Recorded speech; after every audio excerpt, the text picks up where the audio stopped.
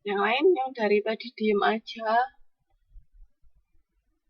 Ini yang dari tadi diem aja ini menyimak, mendengarkan, atau ketiduran, atau gimana?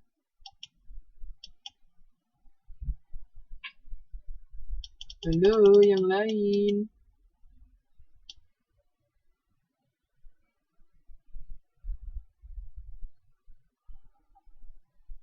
Ada orang kah di sana? Ada 5. Apa aja kalau 5? Jurnal penyesuaian bukan termasuk laporan keuangan ya.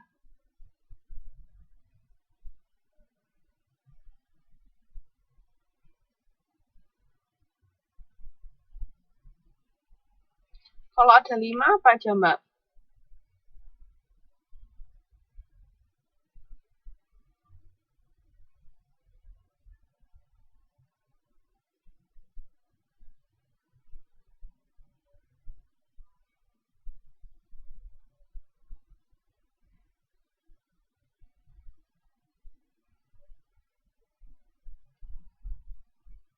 Yang lain, silakan dijawab.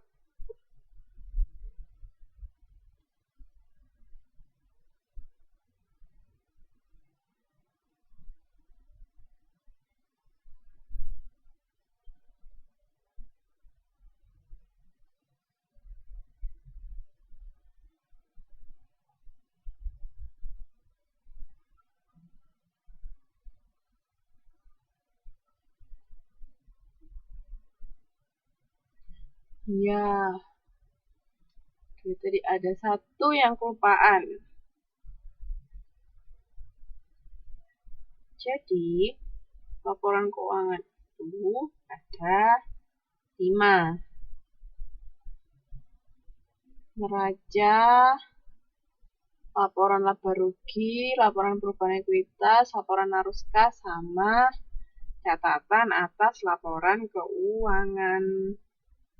Catatan atas laporan keuangan itu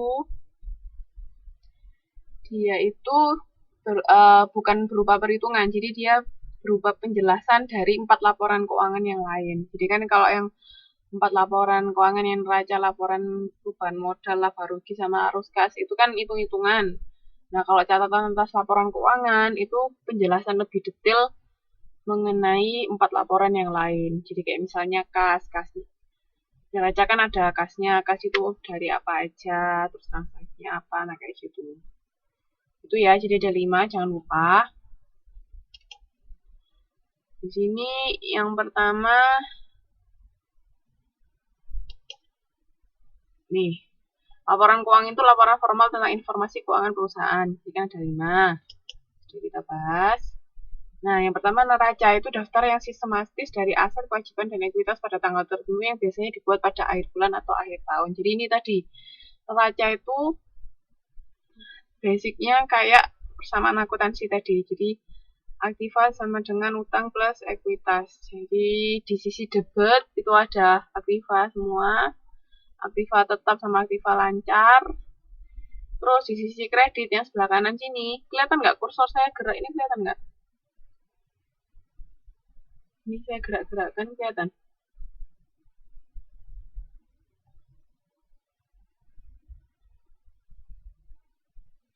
Enggak.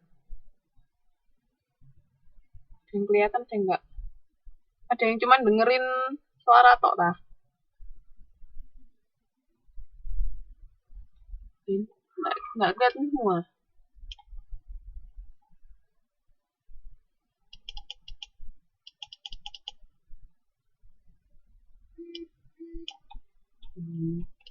Nah, tapi bisa lihat PPT-nya toh?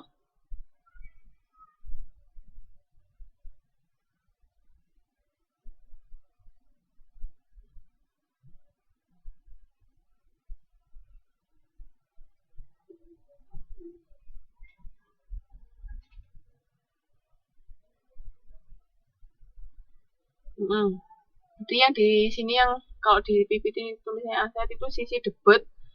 Di sisi debit itu kalau dari kita arah kita ngelihat itu sebelah kiri ya. Dari arah kita ngelihat, tapi kan sebenarnya kalau dari sisi laporannya kan dia debit sebelah kanan. Paham toh?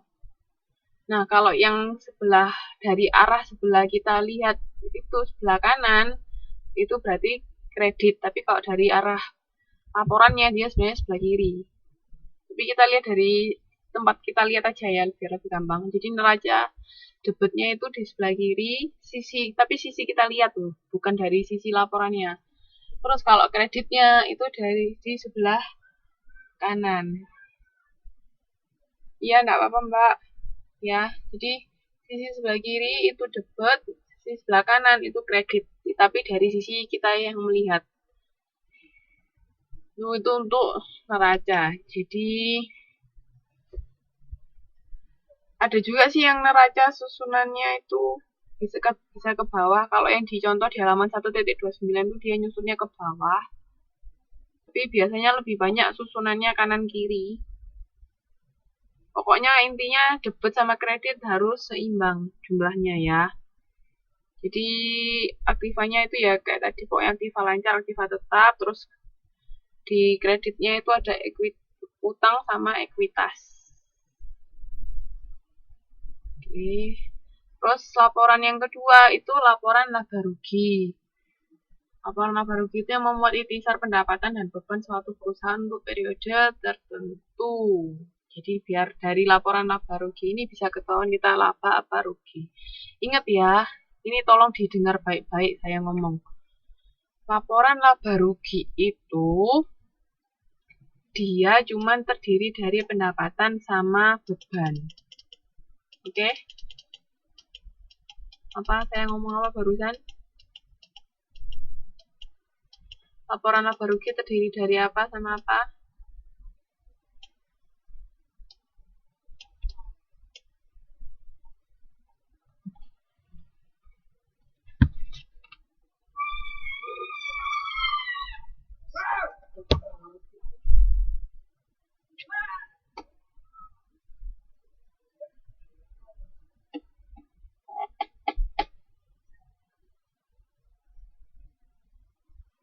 Pendapatan sama beban. Oke, jangan lupa ya.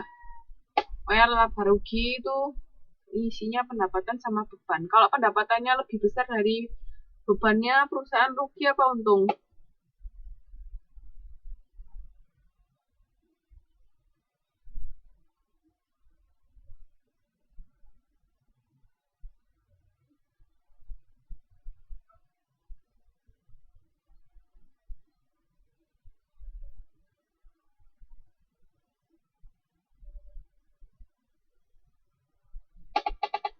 Oke, kalau pendapatannya lebih besar daripada beban, berarti perusahaan untung. Tapi kalau kebalikannya, bebannya yang lebih banyak daripada pendapatan, berarti perusahaan rugi.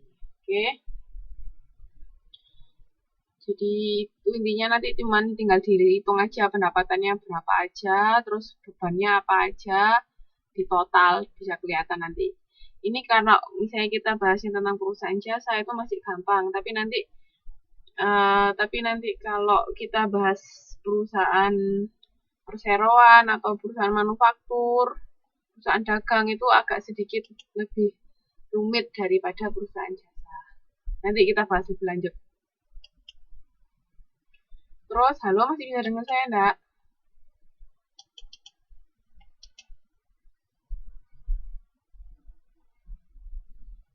Ini internetnya lagi slow.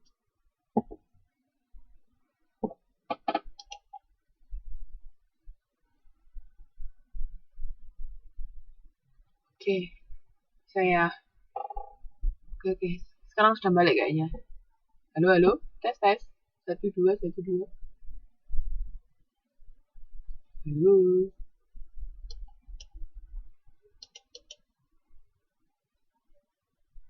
Udah, oke. Sip. Nah, sekarang kita lanjut ke laporan perubahan modal ya. Laporan perubahan modal ini menunjukkan ikhtisar perubahan modal untuk periode tertentu. Jadi laporan perubahan modal ini khusus untuk membahas tentang modal. Jadi perubahan modal itu isinya modal awal. Jadi misalnya modal awal bulan itu berapa jumlahnya itu ditulis. Terus ditambah kalau misalnya dalam kurun waktu tertentu, periode tertentu